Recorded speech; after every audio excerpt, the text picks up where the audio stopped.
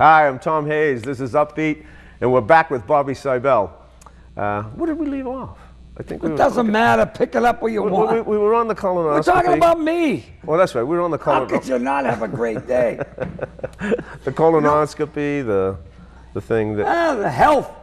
Well, I want to. You're amazing because we want to.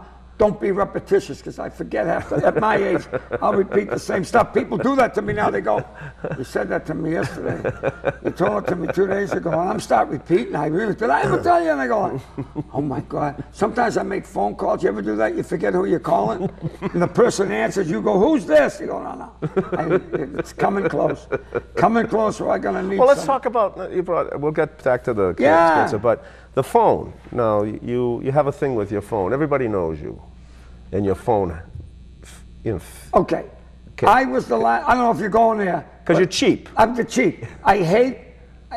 Let me just say something about texting and cell phones. How much of that going on while you're driving is critical information that has to be done at that second? I would advise, since I ride a motorcycle, it's a public service announcement. Don't text and BS on cell phones while I'm on 2 wheels. People are not looking. Years ago, when a person would be, swerving down the road, it was a drunk driver. Now it's a text, right? Now it's either, right? But now it's combination, a drunk texter going down the road. I'm like, God, oh man. No, I'm not a fan of the cell phone thing. I was the last comic in Boston to get a cell phone. Yes. I fought it, and then finally some folks in the comedy manager said, you lose a lot of work. And that was it. I got a cell phone. It took me like about 1.5 years to figure out how to push buttons on it. I am not technologically.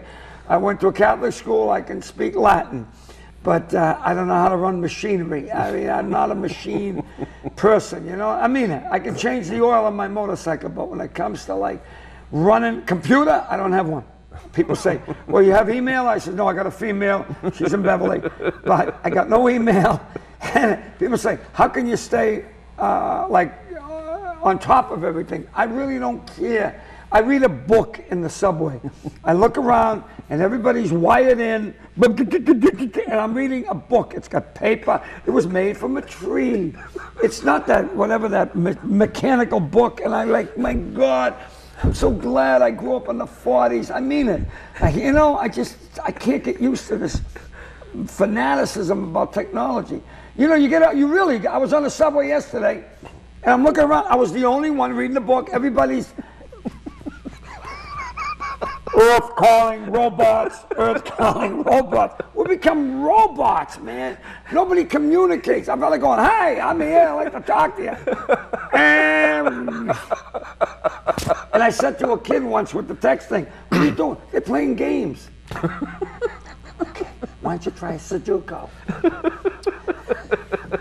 I don't know. You get older, you look back, I wish it was, I wish there were, I don't know, I wish there were party lines. Because we had party lines. You had 4 people, you hear the Greeks say, really, then you'd hear some little weird stuff too. I love you. It's like porno in the 50s. We never had porno in the 50s. You know what porno was in the 50s? Playboy.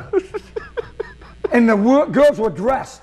And porno, for us, other than the Playboy, was National Geographic.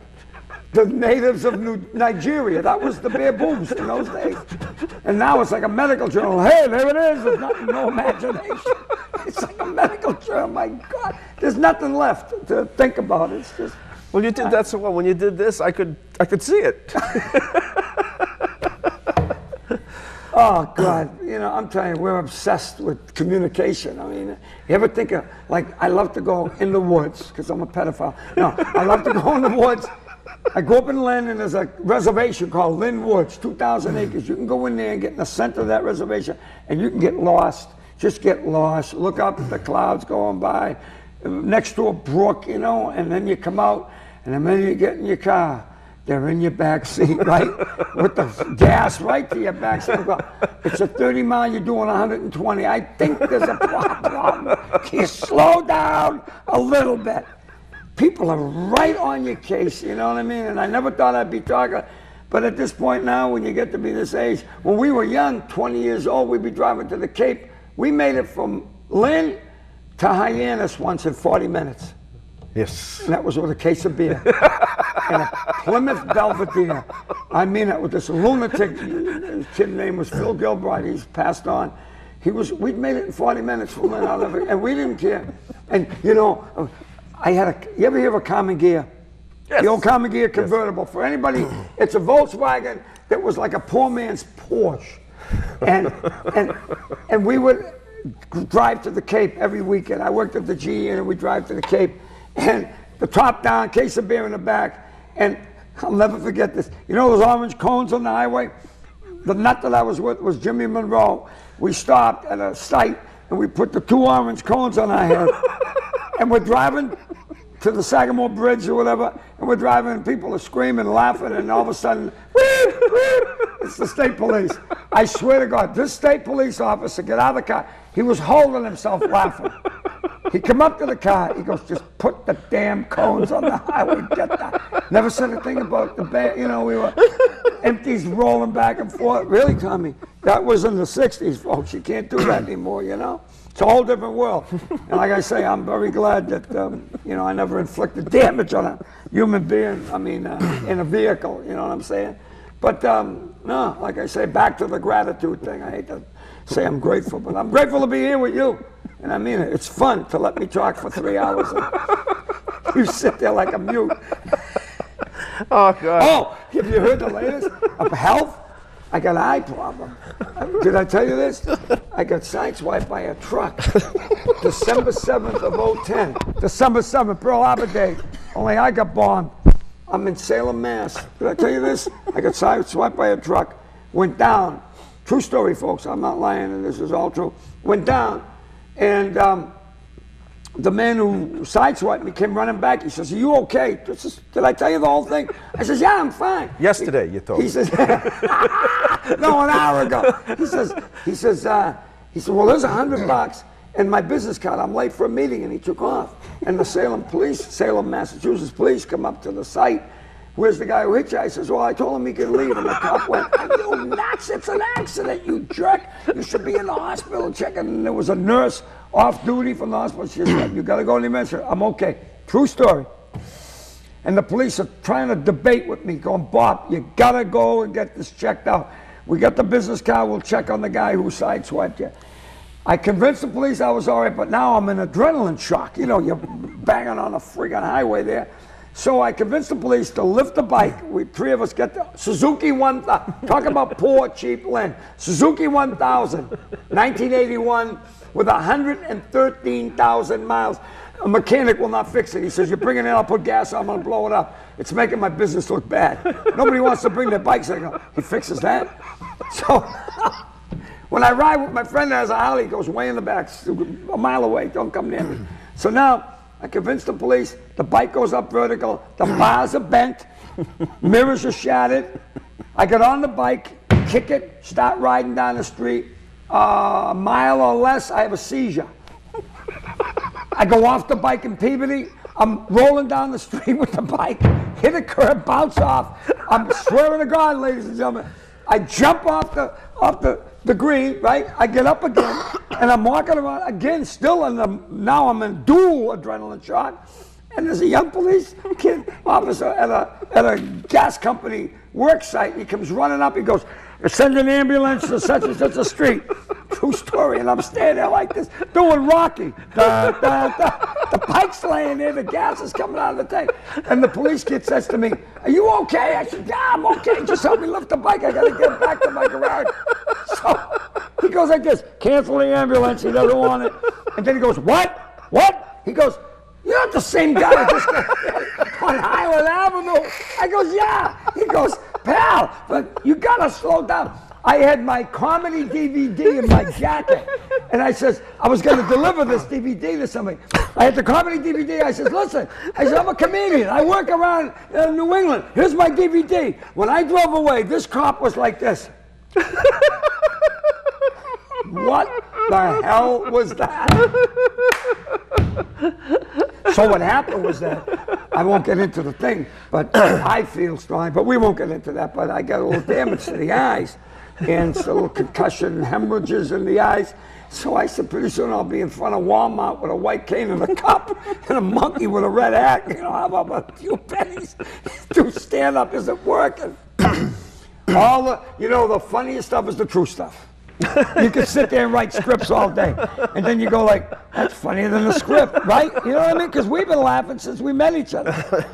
From the day I met this crazy man, and if you ever want to see a funny guy on stage, go see Tommy A's, and I mean it sincerely. I'm just doing this because I'm mentally ill. Tommy does it because he's a professional comedian. They haven't got a net big enough to catch me. I'm on work release right now, right? Oh my God. But they won't let me in Brooksby. They said, no, we got a waiting list, you're not on it. Oh my God, if these poor people have no idea how much material I still have left. We haven't even got there. All you folks ought to be glad I'm not your neighbor. How'd you like to see this in the morning? Hey, how you doing? I'm your new neighbor. You know this is... Oh, yeah, go ahead. No, go ahead. No, you know, people prejudge. You know what I mean? When people see me, facially, I got the face of a mass murderer and the heart of Mother Teresa, because I'm a wuss. But when people, you know, the other day, I was at the train station in Beverly.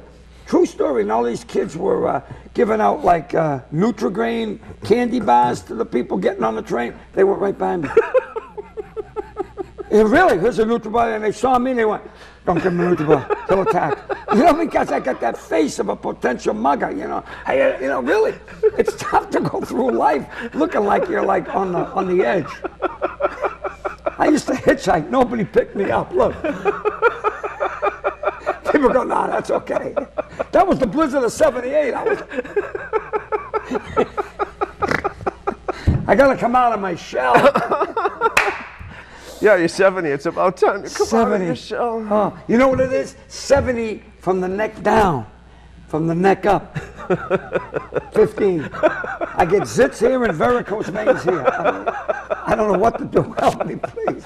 Clarence Hill here and Ben Gay here. Help me, folks. And I actually go out with this woman who thinks I'm cool. This girl, Diana.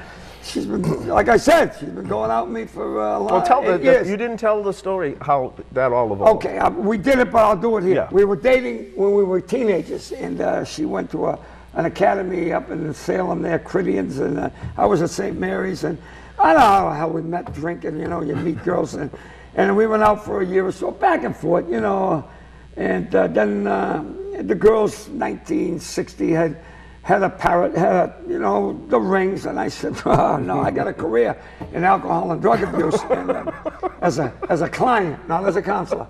And so I went on and pursued my career, and she got married, had 3 beautiful kids, and 44 years after we split, the phone rang in my condo, and I picked it up. I said, hello, and she goes, hi, Bobby, it's Diana, and I said, I knew you'd come crawling back. You give them enough time to think it through. And I found out why she goes out with me, because she saw the way I dress, and she knew. Show them, hey, show them. I cannot, look at these. These have been stitched by a guy named Zeke. Look at these things. I will not let go of clothes. When you go up poor, I ride a motorcycle with 30-year-old pants. And I drive a Hyundai Accent. All the women are going, what's his number? 8-track, girls, 8-track. Forget that. I'm almost into cassettes. We're doing 8-track right now. Oh. You know, with the technology, DVD, I thought that was a venereal thing. What do you got, DVD? Jeez, penicillin, I'm okay. HBO, get a deodorant. I don't know what the Android. I mean, that was in a sci-fi movie. What is all this stuff going on? You lose track. I go to a, the communications store. I go, what is all this stuff that BlackBerry? Eat them. People, you never see people now when they walk by you. Years ago, when they walked by you talking, they were nuts. Now they're hooked into like, hello, how you doing? They got these things hanging out of their ears. How you doing? I love you. Years ago, when I was in Stop and Shop, 2 in the morning, before I knew all to communicate with the things in the ears, a guy was in the cereal aisle. And I said to the manager, I think there's a guy, it was 2 in the morning, Stop and Shop on Route 1. I said, there's a guy in the cereal, he's talking to himself. And the other guy said, no, he's got a thing in his ear. I thought he was having a breakdown, talking to Cheerios, going, I love you.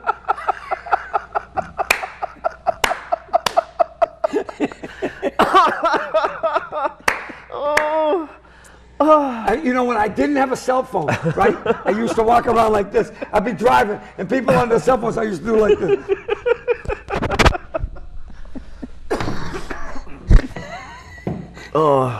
So how long have you been doing comedy?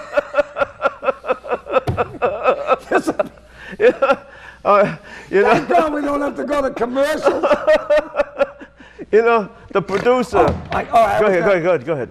I've been sober for a long time, and I can't mention the group I belong to because they want to be anonymous.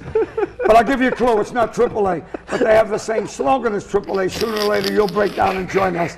So I'm at one of my meetings, and these 2 young kids are sitting there, and they're whispering at the coffee break, Mr. Seibel, Mr. Seibel.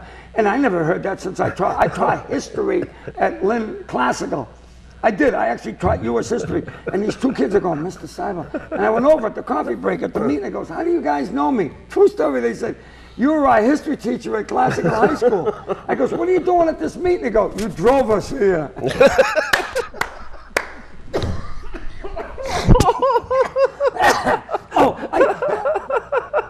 I get to...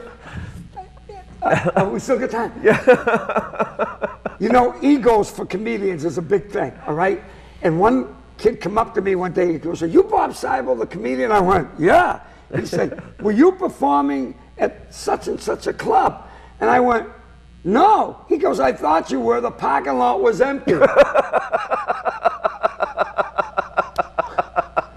And I get this, and I love to be dumped on.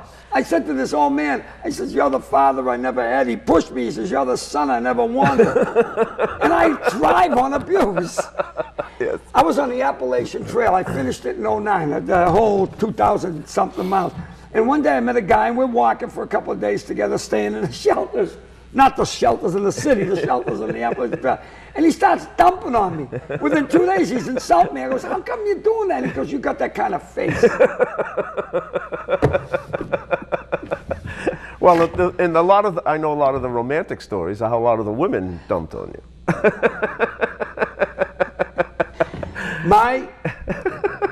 One of my wives, only 2 ladies, and one of the wives, I said to him once, true story, the second lady, I said, let's make love by candlelight. You know what she said? Blow it out, I can still see your face. That hurt. I'm sorry. That hurt. And that's a true story. I brought it up in divorce court. The judge said, no, we can't use it against that. Let's do this every day.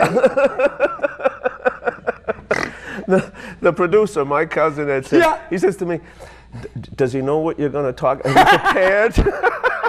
Yeah, we got notes. He's reading off of notes. I said, Ed, don't worry about it.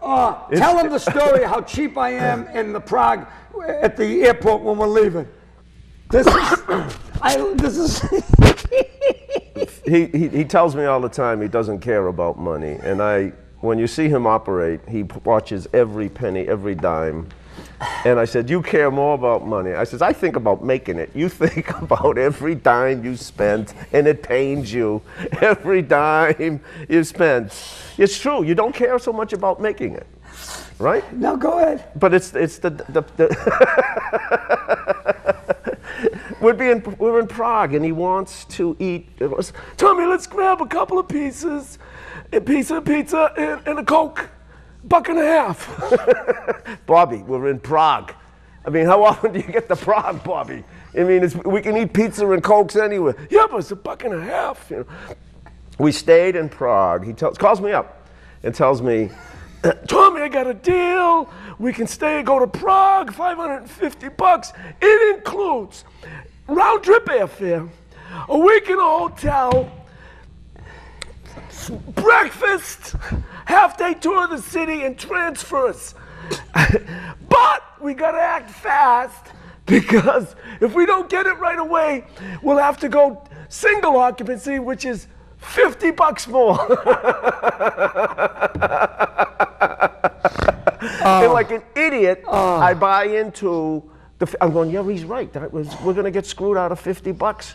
I got to jump on the double occupancy. $50 more for the week. We could have stayed. But I got to stay with him and tell him how you dress at night. You tell him. All right. He's got on a Patriots jersey. That's it. I said, Bobby, Jesus, I'm going to be here for a week with you. What are you doing? What?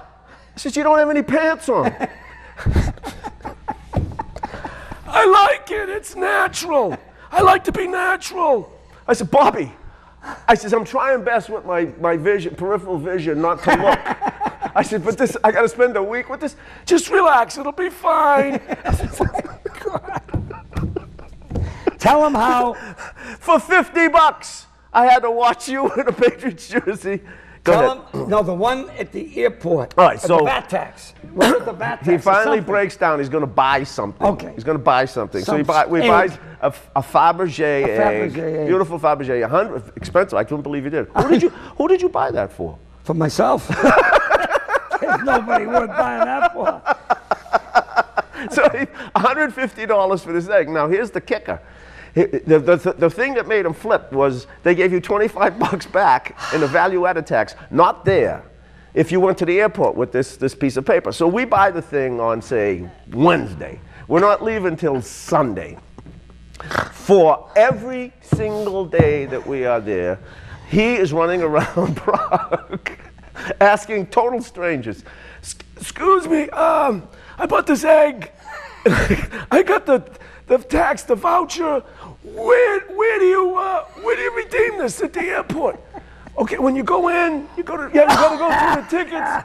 Then when you go through the door, it's on the right. It's on the right. Is that where it is? Every single day, policemen. Anybody and everybody. Every restaurant, every waiter, he's got to find out because this $25. You got to get this $25. We're ready to go to the airport.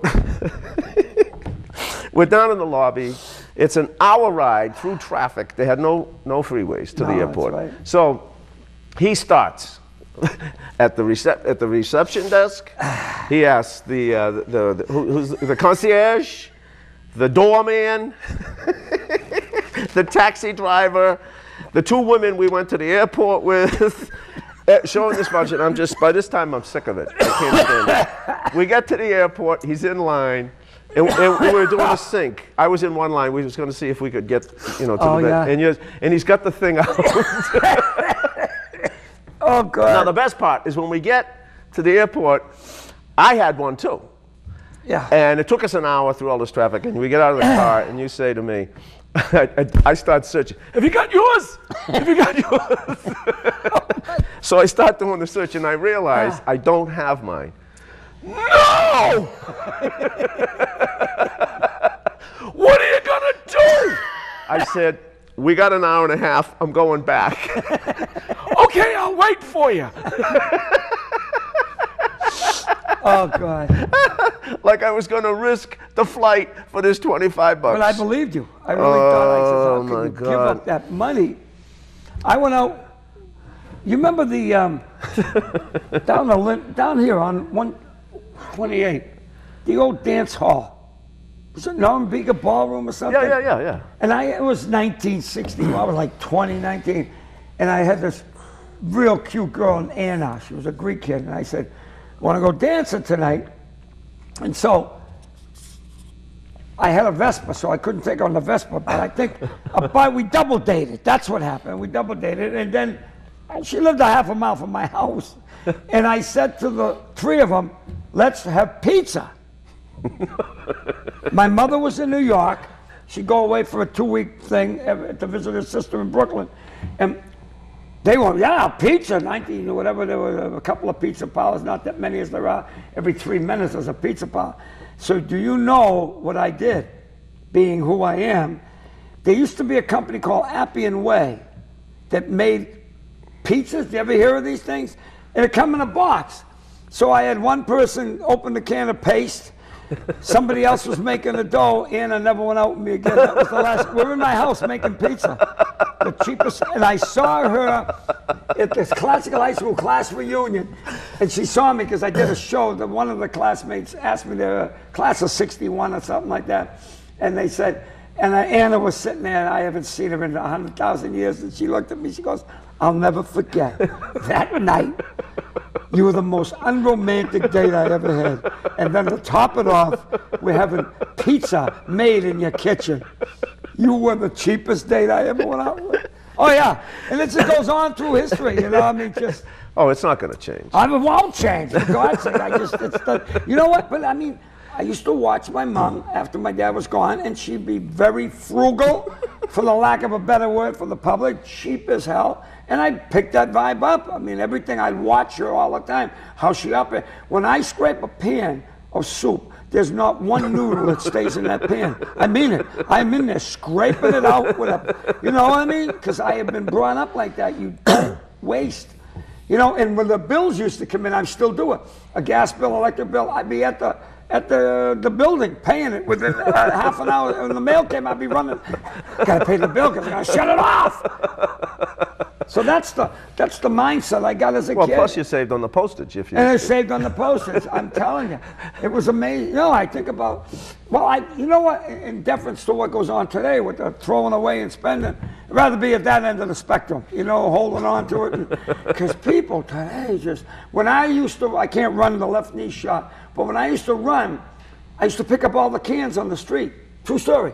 Okay. I pick up cans in the street. We're going to get back to this. Are you having fun, folks? Because we are. Stay tuned. We're going to do another episode, at least, hopefully, with Bobby. We'll be right back.